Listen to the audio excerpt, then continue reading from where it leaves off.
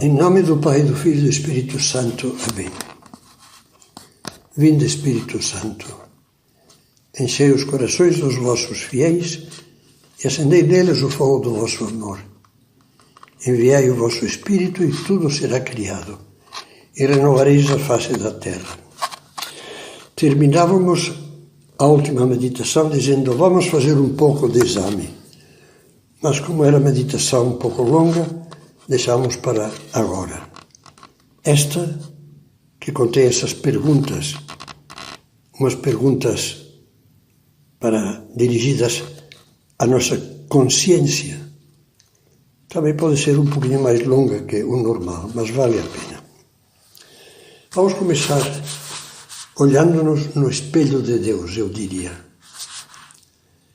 Palavras de Jesus, palavras de Deus, e depois ver o que nós fazemos. Jesus diz: que adianta alguém ganhar o mundo inteiro se perde a sua alma? E a pergunta aos seus filhos: o que vêm os pais tão preocupados em que ganhem o mundo inteiro, ou seja, em que tenham sucesso profissional e social? Sentem em vocês, pais, uma preocupação no mínimo igual pelas almas deles? Sentem que os pais sofrem mais se os veem cair em pecado mortal, se os veem fracassar na fidelidade matrimonial, do que se os veem falhar no vestibular, num concurso público ou num negócio? Outra. Jesus diz: vinde benditos de meu Pai, pois eu estava com fome e me destes de comer, estava com sede e me destes de beber.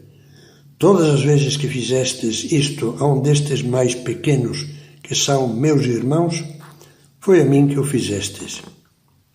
E em contrapartida, diz: afastai-vos de mim, malditos, pois eu estava com fome e não me destes de comer, etc. Todas as vezes que não fizestes isso a um desses mais pequenos, foi a mim que o deixastes de fazer. Pais, pergunto: será que neste mundo interesseiro e ferozmente competitivo, ambicioso e invejoso, vocês ensinam os seus filhos a não serem egoístas, a sentir e praticar a solidariedade cristã com os outros, especialmente os mais necessitados? Vocês lhes ensinam que vale 1000 vezes mais participar de uma iniciativa semanal de voluntariado em favor dos pobres do que todas as baladas do mundo? Vocês lhes ensinam que é 1000 vezes mais maravilhoso dedicar um feriado longo a um projeto social entre os deficientes, os doentes, os anciãos abandonados, do que passar esse feriado amontoados com outros 20 rapazes e moças numa casa de praia entre bafos de álcool, maconha, cocaína e promiscuidade sexual. Mas será que vocês, pais, têm moral para ensinar? Será que dão exemplo? Os filhos veem porventura em vocês essa generosidade, esse desprendimento? A nossa fé católica nos diz, como um claro reflexo do mistério da última ceia e da paixão, morte e ressurreição de Cristo, a missa torna presente o sacrifício da cruz, de modo que o único e definitivo sacrifício redentor de Cristo se atualiza incessantemente no tempo.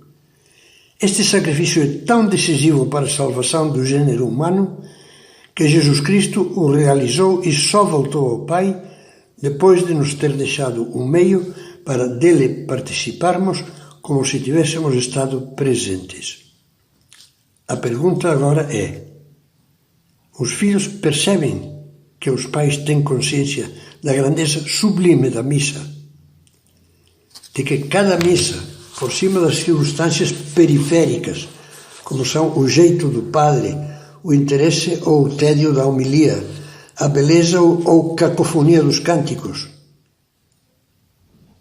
que o que interessa é a presença máxima do ato de amor de Deus por nós, do ápice do amor, do cume da entrega de Jesus Cristo aos homens, que está na missa, reapresentação da entrega de Cristo na cruz e da sua doação na última ceia. Os filhos veem nos pais uma fé e um amor à missa e, em geral, a Eucaristia que arrepia a pele da alma, ou só os enxergam como cumpridores mais ou menos formalistas de um rito tradicional ao qual acodem friamente, cheios de críticas sobre as falhas da Igreja e do Padre na celebração. O Papa Bento XVI, ao encerrar no dia 29 de maio de 2005, na cidade de Bari, o Congresso Eucarístico Nacional Italiano, evocou um episódio comovente dos primeiros séculos do cristianismo, o dos mártires de Abitene, no norte da África, daquela África romana, colonizada pelos romanos e cristianizada. No ano de 304, o imperador romano Diocleciano proibiu aos cristãos, sob pena de morte, entre outras muitas coisas, reunir-se aos domingos para celebrar a Eucaristia. Em Abitene, foram detidos num só domingo 49 cristãos reunidos na casa de um certo Otávio Félix. Estavam celebrando lá a Eucaristia. Foram julgados na capital da África Romana, em Cartago, e condenados a torturas atrozes e à morte. E quando os juízes lhes perguntaram por que se expuseram a esses castigos, desobedecendo ao imperador, responderam singelamente. São palavras de um cristão chamado Emérito. Sine Dominico non possumus. Sem o domingo, sem a missa dominical, não podemos viver. Impressionante. Volto-me de novo para os pais. Será que os filhos veem em vocês essa fidelidade ao dia do Senhor? Esse sentido profundo da grandeza do domingo, do dia dedicado a Deus, sobretudo pela participação comunitária na missa, ou percebem que qualquer desculpa, simples máscara da preguiça, serve para descumprir o preceito da missa dominical. Se os pais têm 10 desculpas, os filhos se sentirão justificados para terem 100. Mais um item. O Catecismo da Igreja Católica, que todo católico deveria ter em casa e consultar constantemente, manejando bem um índice alfabético maravilhoso que tem no final. O Catecismo da Igreja Católica, reafirmando o ensinamento multissecular da Igreja, diz: a confissão individual e íntegra e a absolvição constituem o único modo ordinário pelo qual o fiel, consciente de pecado grave, se reconcilia com Deus e com a Igreja. O fiel tem a obrigação de confessar, na sua espécie e número, todos os pecados graves de que se lembrar após diligente exame de consciência, cometidos depois do batismo e ainda não diretamente acusados, em confissão individual. Essa é uma doutrina que quem contesta está contestando uma proposição que o Concílio de Trento excomungou. Não digo que agora essa excomunhão perdure, mas para que se veja a força com que a Igreja, naquele século XVI, quis acabar com más interpretações até de padres, que diziam: não, mesmo que tenha pecados graves, um homem que tenha traído a mulher, se se propõe confessar depois, pode fazer um ato de contrição e comungar. Sabe o que diz o Concílio de Trento? O padre que pregar isso, que é uma pessoa que tenha cometido um pecado grave como é o adultério, pode comungar. Se tem propósito de se confessar depois, fica excomungado. Como pena eclesiástica, essa excomunhão não continua, mas pelo menos é para estremecer e dizer: puxa, não é brincadeira. Pais, Vocês podem dizer que os filhos os veem amar e praticar frequentemente este sacramento da reconciliação, a confissão sacramental, que nos oferece a maravilhosa eficácia da misericórdia de Deus que perdoa.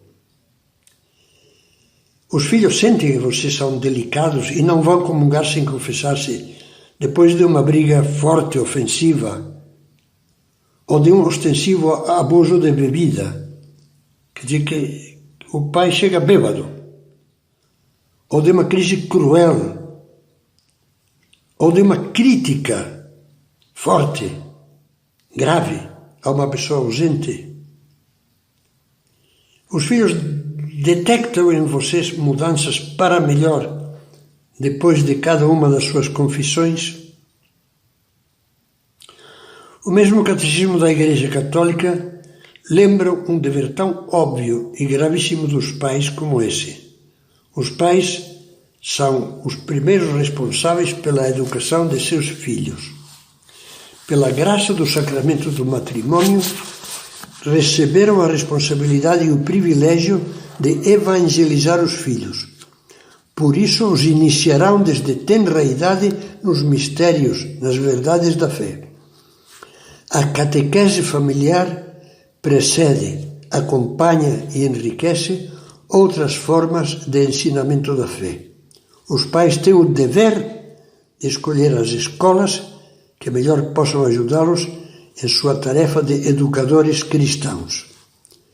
Isso se diz no Catecismo da Igreja Católica, do qual tanto São João Paulo II como Bento XVI diziam: é o referencial seguro da fé católica, o referencial seguro.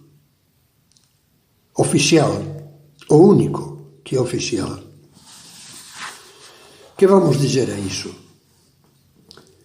Você que tem filhos, sente-se tranquilo? O que o Catecismo diz é um retrato da sua dedicação à formação cristã dos filhos ou não? Pense e responda a Deus.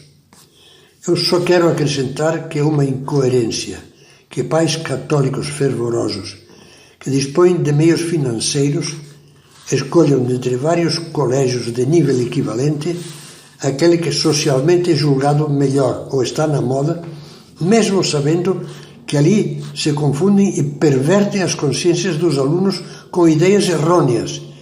E não raramente, mesmo em centros de ensino médio e superior católicos, se consegue a façanha de que boa parte dos alunos saia daquele colégio tendo perdido a fé. Não hesito em afirmar que os pais que, por vaidade social, colocam os filhos em colégios de moda que lhes prejudicam a alma, terão de prestar contas muito estritas a Deus. Esse questionário poderia prolongar-se. Que diriam, por exemplo, se agora Nosso Senhor lhes perguntasse o que fizeram para criar no lar? Com as suas iniciativas, as suas devoções familiares, o seu exemplo, um clima intenso, inteligente, cálido, cheio de amor e devoção, que fomente a receptividade e o interesse de seus filhos pela formação cristã, por exemplo, preparando e celebrando bem o Natal na sua dimensão espiritual, preparando e celebrando bem a Semana Santa e a Páscoa, vivendo a devoção a Maria no mês de maio, recitando, por exemplo, o terço em família e a novena à Imaculada Conceição, que começa dia 30 de novembro. O que fizeram para lembrar com carinho nas suas orações os já falecidos, sempre presentes no lar, e para comemorar outras grandes datas do ano cristão? E a bênção dos alimentos é diária? E as imagens piedosas e artísticas, poucas, discretas e que não sejam piegas, que fazem entrar pelos olhos a lembrança de Jesus, de Maria, dos santos anjos, dos nossos amigos os santos.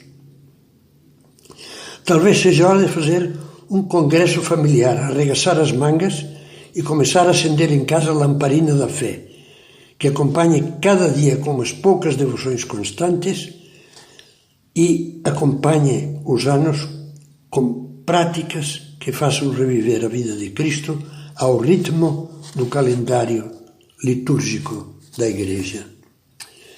Eu termino esta meditação agora. Tenho consciência de que é um pouco forte, mas com todo carinho lhe digo, eu não vou retirar nem 1 miligrama da energia com que procurei falar.